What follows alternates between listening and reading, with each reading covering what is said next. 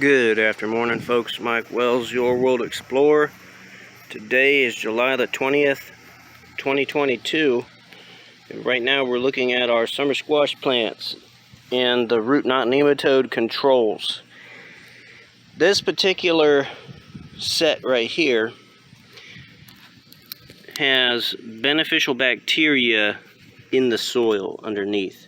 Now we took and we put 2 inches of leaves and detritus at the bottom, 14 inches down, then about an inch of sand, leaves, sand, leaves, sand, leaves, sand, and we call that lasagna layering. For the leaves, to keep the squash bugs away and to keep the vine borers as well as the loopworms away, we use gamma cyhalothrin, which is pretty much a natural insecticide. Comes from flowers. Now we use the synthetic form, which is put into Spectricide's Bug Stop. So the brand is Spectricide, and it's called Bug Stop Home Barrier. So you can use that on your plants, and it's relatively safe to use. Now this control is looking pretty good. Okay.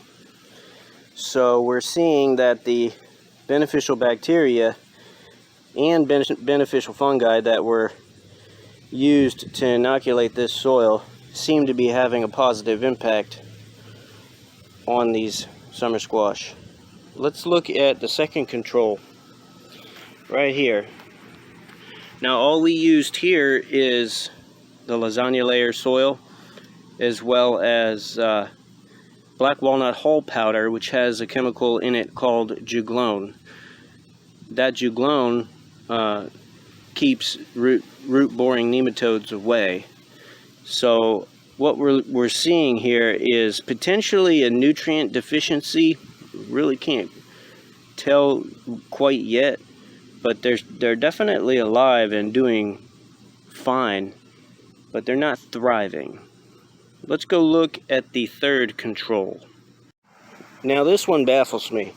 This is the third control, and I do use the Spectricide for the leaves to keep the the loopworms and whatnot away.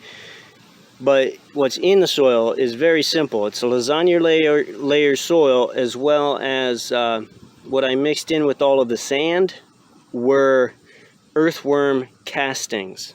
Okay. Now, I don't know what it is about earthworm castings, but they seem to be having a huge positive impact on the health of these plants. So maybe they have the all-around goodness that these plants like. I'm not sure. But these, I think, are mostly zucchini as far as the summer squash goes. But you can tell their health is really, really doing good. Can't complain. So this particular control is building its merits as we speak. So going forward, maybe this is something that I will be able to use in all of my beds, and I don't even have to mess with any of these expensive black walnut hull powders and all this other crazy stuff. I can just stick to my Spectricide Bug Stop for the topical application, and for the soil application, stick to the earthworm castings. That would be really nice to keep it real simple. Folks, thanks for watching. Don't forget to like and subscribe as it helps the channel grow. And stay tuned as I'll keep you updated on the progress of these root knot nematode controls being used with our summer squash. Have a great day.